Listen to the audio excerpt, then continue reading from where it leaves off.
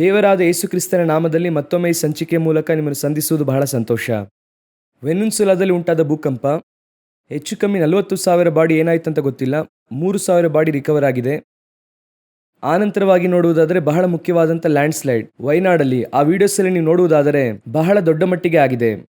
ಅದೇ ರೀತಿ ಚೀನಾದಾದ್ಯಂತ ಟೊರ್ನೋಡೋ, ದೊಡ್ಡ ಮಟ್ಟಿಗೆ ಫ್ಲಡ್ಸ್, ಈ ರೀತಿಯಾದ ಕಾರ್ಯಗಳು ನಡೆದಿದೆ. ಲೋಕಾದ್ಯಂತ ಬಹಳ ದೊಡ್ಡದಾದ ನಾಶನವು ಎಲ್ಲೆಡೆ ಹೋಗುತ್ತಾ ಇದೆ. ಇದರ ನಡುವೆ ಕರ್ತನಾಗಿರುವಂಥ ದೇವರು ನಿಮ್ಮನ್ನು ನನ್ನನ್ನು ಈ ವಾರ ಭದ್ರವಾಗಿ ಕಾಪಾಡಿದ್ದಾರೆ. ನಾವು ಅದಕ್ಕೆ ದೇವರಿಗೆ ಕೃತಜ್ಞತೆ ಸಲ್ಲಿಸಬೇಕು. ಬನ್ನಿ ಈ ಸಂಚಿಕೆಗೆ ಹೋಗೋಣ. ಮೊದಲನೆಯದಾಗಿ ಎಲ್ನಿನೋ. ಈ ಎಲ್ನಿನೋ ತಾಕುವಿಕೆ ಹೆಚ್ಚು ಕಮ್ಮಿ 2,500 ಜನ ಸತ್ತಿದ್ದಾರೆ ಫ್ರಾನ್ಸ್ ಅಲ್ಲಿ ಮಾತ್ರ, ಜೂನ್ ತಿಂಗಳ ಮೊದಲ ಅಲೆಯಲ್ಲಿ. ಈ ಜುಲೈ ತಿಂಗಳು ಅದಕ್ಕಿಂತ ಪರಿಣಾಮವಾಗಿರುತ್ತದೆ ಎಂಬುದಾಗಿ ಉಷ್ಣತೆ ಜಾಸ್ತಿ ಇರುತ್ತದೆ ಅಂತ ಹೇಳುತ್ತಿದ್ದಾರೆ. ಫ್ರಾನ್ಸ್ ನಲ್ಲಿರುವಂತಹ ಹಾಸ್ಪಿಟಲ್ ಎಲ್ಲ ಬಹಳ ವಿಧವಾಗಿ ಮುನ್ನೆಚ್ಚರಿಕೆ ತೆಗೆದುಕೊಳ್ಳುತ್ತಿದ್ದಾರೆ. ಫ್ರಾನ್ಸ್ ಅಲ್ಲಿ ಮಾತ್ರವಲ್ಲ, ಲೋಕಾದ್ಯಂತ ಎಲ್ಲೆಡೆ ಕೂಡ ಎಲ್ಲಿನೋ ಎಫೆಕ್ಟ್ ಬರುವುದಕ್ಕೆ ಆರಂಭವಾಗಿದೆ. ಒಂದು ಕಡೆ ಪ್ರವಾಹ, ಇನ್ನೊಂದು ಕಡೆ ಉಷ್ಣತೆ ಅಧಿಕ. ನಾವು ನೋಡುವುದಾದ್ರೆ ಇಂಡಿಯಾದಲ್ಲಿ ಮಾತ್ರವೇ ಹೆಚ್ಚು ಕಮ್ಮಿ ಎಷ್ಟೋ ಜಿಲ್ಲೆಗಳು 200ಕ್ಕೂ ಮೇಲ್ಪಟ್ಟ ಜಿಲ್ಲೆಗಳಿಗೆ ಎಚ್ಚರಿಕೆ ಕೊಟ್ಟಿದ್ದಾರೆ. ಅದರಲ್ಲಿ ತಮಿಳುನಾಡಲ್ಲಿ ಮಾತ್ರ 15ಕ್ಕೂ ಮೇಲ್ಪಟ್ಟ ಜಿಲ್ಲೆಗಳಿಗೆ ಎಚ್ಚರಿಕೆ ಕೊಟ್ಟಿದ್ದಾರೆ. ಇದು ಇನ್ನೂ ಮೋಸಕರವಾದ ಕಂಡೀಷನ್ಗೆ ತಲುಪುತ್ತದೆ ಎಂಬುದಾಗಿ, ಬರಗಾಲ ಬರಲಿಕ್ಕಿದೆ ಎಂದು ಎಚ್ಚರಿಕೆ ಕೊಟ್ಟಿದ್ದಾರೆ. ಈ ಎಲ್ಲಿನೋ ತಾಕುವಿಕೆ ನಾವೀಗಾಗಲೇ ಹೇಳಿದ ಪ್ರಕಾರವಾಗಿಯೇ ಇದು ಕಾಲಮಾನ ಈಗ ಏರ್ಪಟ್ಟಿದ್ದು ಎಂಬುದಾಗಿ ನಾವು ಅಂದುಕೊಂಡಿದ್ದರು. ಇದು ಮುಂದೆ 2027ರವರೆಗೂ ಇದಕ್ಕಿಂತ ಮೋಸಕರವಾದ ಕಂಡೀಷನ್ ತಲುಪುತ್ತದೆ ಎಂದು ನಾಸಾ ಈಗ ಲೇಟೆಸ್ಟ್ ಕಾರ್ಯಗಳನ್ನು ಬಿಡುಗಡೆ ಮಾಡಿದ್ದಾರೆ. ಲೋಕಾದ್ಯಂತ ನೀವು ಸರಿಯಾಗಿ ನೋಡುವುದಾದರೆ ಲೋಕಾದ್ಯಂತ ಎಲ್ಲಾ ದೇಶಗಳಲ್ಲೂ ಎಲ್ಲಾ ಜಿಲ್ಲೆಗಳಲ್ಲೂ ಕೂಡ ಉಷ್ಣತೆ ಅಧಿಕವಾಗುತ್ತಿದೆ. 40, 45, 50 ಡಿಗ್ರಿ ಎಲ್ಲ ತಲುಪುವುದಕ್ಕೆ ಆರಂಭವಾಗಿದೆ. ಇದು ಈಗ ಕೊಟ್ಟಂತ ರಿಪೋರ್ಟ್ ನಮಗೆ ಇದು ಏನನ್ನು ತಿಳಿಸುತ್ತದೆ ಎಂಬುದಾಗಿ ನಾವು ಅರ್ಥ ಮಾಡಿಕೊಳ್ಳಬೇಕು. ಸ್ವಲ್ಪವಾಗಿ ಭೂಮಿಯು ನಾಶನ ಅಂದ್ರೆ ಉಷ್ಣತೆಗೆ ನೇರವಾಗಿ ಹೋಗುತ್ತಾ ಇದೆ. ಗ್ಲೋಬಲ್ ವಾರ್ಮಿಂಗ್ ಎಂದು ನಾವು ಸಾಧಾರಣವಾಗಿ ಒಂದು ವರ್ಡಲ್ಲಿ ಹೇಳುತ್ತೇವೆ. 2015ರಲ್ಲಿ ಅವರು ಹೇಳಿದ್ದನ್ನು ಫ್ರಾನ್ಸ್ ನ ಪ್ಯಾರಿಸ್ ಮೀಟಲ್ಲಿ ಹೇಳಿದ್ದನ್ನು ಯಾರು ಕೇಳಲಿಲ್ಲ.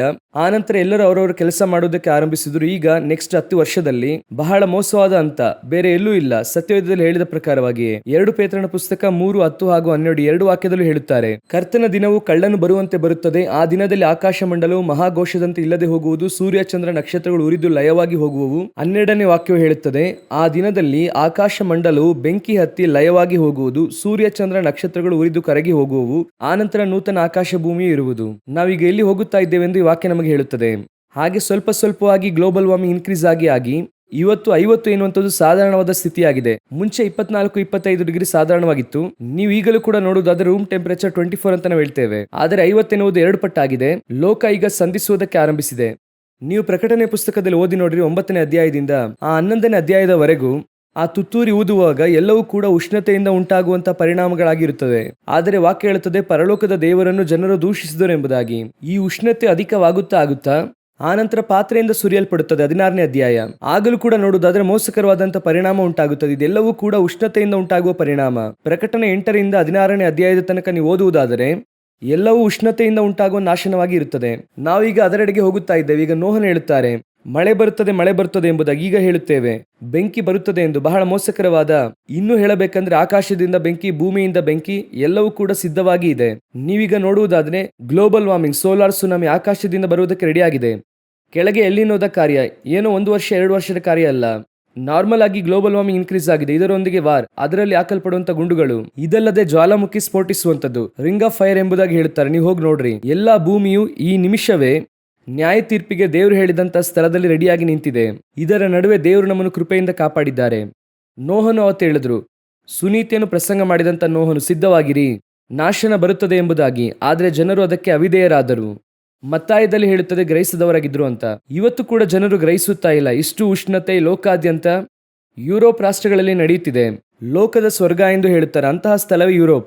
ಅಲ್ಲೇ ಈ ರೀತಿ ಉರಿಯುವುದಕ್ಕೆ ಆರಂಭಿಸಿದೆ. ಇನ್ನೂ ಕೂಡ ನಾವು ಗ್ರಹಿಸಲಿಲ್ಲ ಅಂದ್ರೆ ಇದು ಕಡೆಯ ಕಾಲ. ಮನ ತಿರುಗಿರಿ, ದೇವರ ರಾಜ್ಯವು ಸಮೀಪವಾಗಿದೆ. ನಾವು ಮುಂದೆ ಈ ಇಸ್ರಾಯೇಲ್ ಹಾಗೂ ಇರಾನಿನ ವಾರ್ ಕಾನ್ಫ್ಲಿಕ್ಟ್ ನೋಡುವವರಾಗೋಣ. ಇದು ಇಸ್ರಾಯೇಲ್ ಹಾಗೂ ಇರಾನಿನ ನಡುವೆ ನಡೆದಂತ ಕಾರ್ಯ. ಎಲ್ಲ ಮುಕ್ತಾಯಕ್ಕೆ ಬಂದ ಹಾಗೆ ಟ್ರಂಪ್ ಅನೌನ್ಸ್ ಮಾಡಿದ್ರು. ಆದರೆ ನೋಡುವುದಾದರೆ ಈಗ ಸ್ಟ್ರೈಟ್ ಆಫ್ ಹಾರ್ಮಸ್ ಇರಾನ್ ಹಡಗುಗಳನ್ನು ತಾಕಲು ಮತ್ತೆ ಇರಾನ್ಗೆ ಬಹಳ ಮೋಸಕರವಾದ ತಾಕುವಿಕೆಯನ್ನು ಅಮೆರಿಕ ಮಾಡಿದ್ರು. ಇವತ್ತು ಇದನ್ನು ಶೂಟ್ ಮಾಡುತ್ತಾ ಇರುವಾಗ ಮಾಡಿದ್ದಾರೆ. ಸೊ ಪುನಃ ಬಹಳ ಮೋಸಕರವಾದಂತಹ ಪರಿಸ್ಥಿತಿಗೆ ಅರಬ್ ದೇಶಗಳು ಹೋಗುತ್ತಾ ಇವೆ. ಒಬ್ಬರ ವರದಿಯನ್ನು ನಾನು ಓದಿದೆ. ಅವ್ರು ಹೇಳಿದ್ರು, ಇದು ಈ ಯುದ್ಧವು ಏನೋ ಈಗಲೂ ಆಗಲೂ ನಿಲ್ಲುತ್ತದೆ ಎಂಬುದಾಗಿ ನಾವು ಹೇಳುವುದಕ್ಕೆ ಆಗಲ್ಲ. 2028ರ ತನಕ ಯುದ್ಧವು ಇರುತ್ತದೆ ಎಂಬುದಾಗಿ ಅವರು ಮಾತನಾಡಿದ್ದಾರೆ. ಇದು ಈಗಾಗಲೇ ನಾವು ಎದುರು ನೋಡಿದ್ದು, ನಾವು ಕೂಡ ಹೇಳುತ್ತಾ ಇದ್ದೆವು.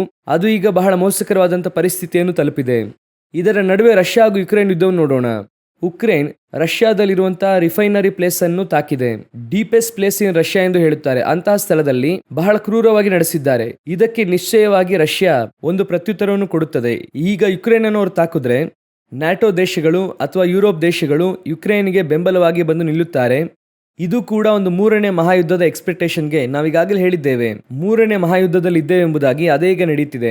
ಯೇಸು ಹೇಳಿದಂತಹ ಯುದ್ಧಗಳಾಗುವಂತಹ ಸುದ್ದಿಯನ್ನು ಬಹಳ ನಿಖರವಾಗಿ ಸ್ಪಷ್ಟವಾಗಿ ಅದು ನಮ್ಮ ಕಣ್ಮುಂದೆ ತೋರಿ ಬರುತ್ತಿದೆ. ಇದು ಮುಂದಿನ ಹಂತದಲ್ಲಿ ಇನ್ನೂ ಮೋಸಕರವಾದ ತಾಕುವಿಕೆಯಾಗಿ ಮಾರ್ಪಡಲಿದೆ.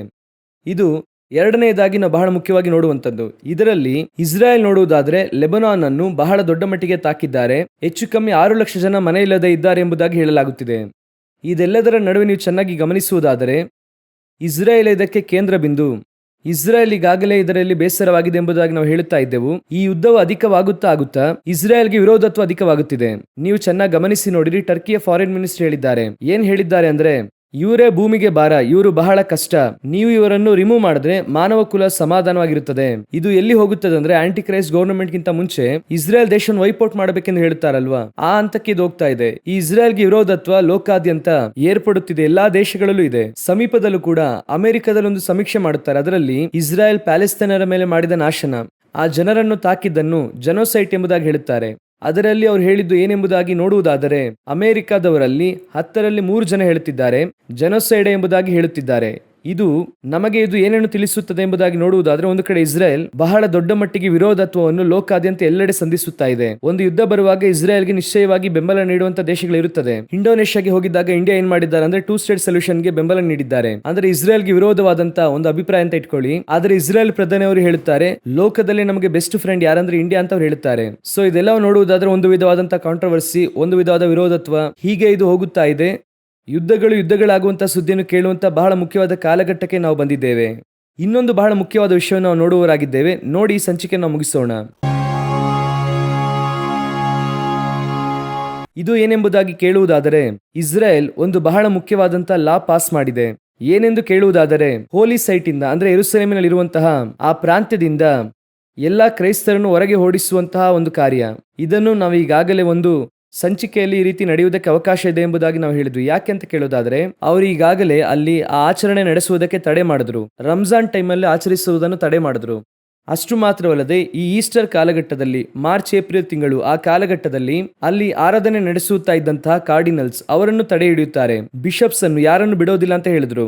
ಅವರೀಗ ಯಾವ ಒಂದನ್ನು ರೂಪಿಸುತ್ತಾ ಇದ್ದಾರೆ ಅಂತ ಕೇಳುವುದಾದರೆ ಅದನ್ನು ಅವರು ಹೋಲಿ ಸೈಟ್ ಎಂದು ಹೇಳುತ್ತಾ ಇದ್ದಾರೆ. ಅಂದರೆ ಪವಿತ್ರ ಸ್ಥಳ, ಅಂದ್ರೆ ಅವರ ಆರಾಧನೆಯ ಸ್ಥಳವಾಗಿ ಆ 3ನೇ ದೇವಾಲಯವಾಗಿ ತರುತ್ತಾ ಇದ್ದಾರೆ. ಅದೇ ಆಕ್ಚುಲ್ ಆಗಿ ಈ 3ನೇ ದೇವಾಲಯವನ್ನು ತರುವಾಗ ಆ ಸ್ಥಳದಲ್ಲಿ ಬೇರೆ ಯಾವ ಧರ್ಮದವರನ್ನು ಕೂಡ ಒಳಗೆ ಬಿಡುತ್ತಾ ಇಲ್ಲ. ನಿರ್ದಿಷ್ಟವಾಗಿ ಕ್ರೈಸ್ತರನ್ನು, ಬೇರೆ ಧರ್ಮದವರನ್ನು ಅಲ್ಲಿಂದ ಆಚೆ ಓಡಿಸುವುದಕ್ಕೆ ಆರಂಭಿಸಿದ್ದಾರೆ. ನಿಮ್ಮೆಲ್ಲರಿಗೂ ಕೂಡ ಗೊತ್ತು, ಈಗ ಇಸ್ರೇಲ್ ಪ್ರಧಾನಿ ಕೂಡ ಮಾತನಾಡುವಾಗ ಏನಂತ ಮಾತನಾಡಿದ್ರಂದ್ರೆ, ಟ್ರೆಮೆಂಡಸ್ ಆದಂತ ಬೆಂಬಲ ನಮಗೆ ಇಂಡಿಯಾದಿಂದ ಇದೆ ಎಂಬುದಾಗಿ ಅವರು ಹೇಳಿದ್ರು. ಅವರು ಪೊಲಿಟಿಕಲ್ ಆಗಿ ಹೇಳಿದ್ರಂತ ಗೊತ್ತಿಲ್ಲ ಅಥವಾ ರಿಲಿಜಿಯಸ್ ಆಗಿ ಹೇಳಿದ್ರಂತ ನನಗೆ ಗೊತ್ತಿಲ್ಲ. ಆದ್ರೆ ಅವ್ರು ಹೇಳುವಾಗ ಟ್ರೆಮೆಂಡಸ್ ಸಪೋರ್ಟ್, ಅಂದ್ರೆ ನಾವು ಎದುರು ನೋಡದೇ ಇರುವಷ್ಟರ ಮಟ್ಟಿಗೆ ಇಂಡಿಯಾದಿಂದ ನಮಗೆ ಬೆಂಬಲ ಇದೆ ಎಂಬುದಾಗಿ ಹೇಳಿದ್ರು. ಇಂಡಿಯಾ ದೇಶದ ಬೆಂಬಲ ಮಾತ್ರವಲ್ಲ, ಎಲ್ಲಾ ದೇಶಗಳ ಬೆಂಬಲದ ಆ ಹಿನ್ನೆಲೆ ಏನೆಂಬುದಾಗಿ ನೀವು ನೋಡುವುದಾದರೆ, ಇಸ್ರಾಯೇಲ್ ಅನ್ನು ವೈಯಕ್ತಿಕವಾಗಿ ಯಾರಿಂದಲೂ ಕೂಡ ಪ್ರೀತಿಸುವುದಕ್ಕೆ ಆಗಲ್ಲ. ಈಗಲೂ ಹೇಳುತ್ತೇನೆ, ಯೇಸು ಕ್ರಿಸ್ತನ್ ಎನ್ನುವಂತ ಒಬ್ಬರು ಇಲ್ಲದೆ ಇದ್ದರೆ ಯಾರು ಕೂಡ ಇಸ್ರಾಯೇಲರಿಗೆ ಬೆಂಬಲ ನೀಡುವುದಿಲ್ಲ. ಯೇಸು ಕ್ರಿಸ್ತನೇ ಇಸ್ರಾಯೇಲರಿಗೆ ಬೆಂಬಲ ನೀಡುವುದಕ್ಕೆ ಕೇಂದ್ರ ಬಿಂದು. ಈ ಯೇಸು ಇಲ್ಲದೆ ನಾನು ಈಗಲೂ ಹೇಳುತ್ತೇನೆ, ಒಬ್ಬ ಮನುಷ್ಯನ ಯೇಸುವನ್ನು ಅಂಗೀಕರಿಸದೆ ಇಸ್ರಾಯೇಲನ್ನು ಪ್ರೀತಿಸುವುದಕ್ಕಾಗಲ್ಲ. ಇವತ್ತು ಅವರು ಕ್ರೈಸ್ತರನ್ನು ಅಲ್ಲಿಂದ ಹೋಗಿ ಎಂಬುದಾಗಿ ಹೇಳುತ್ತಿದ್ದಾರೆ. ಅದು ಎದುರು ನೋಡಿದಂತ ಒಂದೇ, ಅವರು ಒಂದು ದಿನ ಇದಕ್ಕಾಗಿರುವಂತಹ ಕಾರ್ಯವನ್ನು ಸಂಧಿಸಬೇಕೇನೆಂದರೆ, ಆಂಟಿ ಕ್ರೈಸ್ಟ್ ಕಾರ್ಯ ಒಳಗೆ ಬರುವಾಗ ಅವರಿಗೆ ಅಲ್ಲಿ ಪ್ರಾರ್ಥಿಸುವುದಕ್ಕೆ ಯಾರು ಇರೋದಿಲ್ಲ. ಅವರು ಬಹಳ ಮೋಸಕರವಾದಂತಹ 3.5 ವರ್ಷಗಳ ಕಾಲ ಮಹಾ ಉಪದ್ರವ ಸಂಧಿಸುವಂತ ಕಾಲ ಬರುತ್ತದೆ. ನಾವೀಗ ಇದರ ಮೂಲಕವಾಗಿ ನಾವು ತಿಳಿದುಕೊಳ್ಳಬೇಕಾಗಿರುವಂತಹ ಮುಖ್ಯವಾದ ವಿಷಯ ಏನಂದ್ರೆ, ಇವರು ಅಲ್ಲಿಂದ ಆಚೆ ಕಳಿಸುವುದಕ್ಕೆ ಕಾರಣ ಹೋಲಿ ಸೈಟ್ ಎಂದು ಅವರು ಹೇಳುತ್ತಿದ್ದಾರೆ. ಹೋಲಿ ಸೈಟ್ ಅಂದ್ರೆ ಅಲ್ಲಿ ಹೋಲಿ ಟೆಂಪಲ್ ಅವರಿಗೆ ಅಲ್ಲಿ ಬರಬೇಕು. ಅವರಿಗೆ, ನಮಗಲ್ಲ. ಈಗಲೂ ಹೇಳುತ್ತೇನೆ, ಆ ದೇವಾಲಯಕ್ಕೂ ನಮಗೂ ಯಾವ ಸಂಬಂಧವಿಲ್ಲ. ಅದು ನಮಗೆ ಕಡೆಯ ಕಾಲಕ್ಕೆ ಗುರುತು ಅಷ್ಟೇನೆ. ಆ ದೇವಾಲಯದಲ್ಲಿ ನಾವು ಆರಾಧನೆ ಮಾಡುವುದಿಲ್ಲ. ಆ ದೇವಾಲಯದ ಕ್ರಮ ನಮಗೆ ಇಲ್ಲ. ಧರ್ಮಶಾಸ್ತ್ರದ ಕಾಲ ನಮಗೆ ಮುಗಿದಿದೆ. ನಮ್ಮ ಪ್ರಕಾರವಾಗಿ ಅದು ಕಡೆಯ ಕಾಲಕ್ಕೆ ಗುರುತು ಅಷ್ಟೇ. ನಾವೀಗ ನೋಡುವಾಗ ಅವರು ಅಲ್ಲಿರುವಂತವರನ್ನೆಲ್ಲ ರಿಮೂವ್ ಮಾಡುತ್ತಾರೆ. ಅದರ ಉದ್ದೇಶ ಏನೆಂದು ಕೇಳುವುದಾದರೆ, 3ನೇ ದೇವಾಲಯ ಬರುತ್ತದೆ, ನಾವು ಕನ್ಸ್ಟ್ರಕ್ಟ್ ಮಾಡುತ್ತೇವೆ ಎಂದು ಅರ್ಥ. ಸ್ವಲ್ಪವಾಗಿ ಇದು ಆಲ್ರೆಡಿ ಪ್ರೀಪ್ಲಾನ್, ಯಾವಾಗಲೂ ಕೂಡ ಇಸ್ರೇಲ್ ಪ್ರೀಪ್ಲಾನ್ಡ್ ಆಗಿ ಇರುತ್ತದೆ. ಈಗ ಅಲ್ಲಿರುವಂತ ಎಲ್ಲಾ ಧರ್ಮದವರನ್ನು ಕೂಡ ಅವ್ರು ರಿಮೂವ್ ಮಾಡುತ್ತಾ ಇದ್ದಾರೆ. ಅಂದ್ರೆ ಅದರ ಅರ್ಥ ಏನಂದ್ರೆ, ಬರೀ ಜೂಡಾಯಿಸಂ ಫಾರ್ಮ್ ಆಗುತ್ತದೆ, ಯಹೂದ್ಯರು ಫಾರ್ಮ್ ಆಗುತ್ತದೆ. ಅದಕ್ಕೆ ಗುರುತಾಗಿ ದೇವಾಲಯ ಬರುತ್ತದೆ. ಅದಕ್ಕೆ ಮುಂಚಿತವಾಗಿ ಬಲಿಪೀಠ ಬರಬೇಕು. ಸೊ ಅದಕ್ಕೂ ಮುಂಚೆ ಅಲ್ಲಿರುವಂತ ಧಾರ್ಮಿಕ ಸ್ಥಳವನ್ನು ಅವ್ರು ರಿಮೂವ್ ಮಾಡುತ್ತಾರೆ. ನಾವು ಇದನ್ನೇ ಬಹಳ ದಿನದಿಂದ ಹೇಳುತ್ತಾ ಇದ್ದೇವೆ. ಅವರ ಪ್ಲಾನ್ ಅನ್ನು ಈಗ ಇನ್ಸಿಸ್ಟ್ ಮಾಡುವುದಕ್ಕೆ ಆರಂಭಿಸಿದ್ದಾರೆ.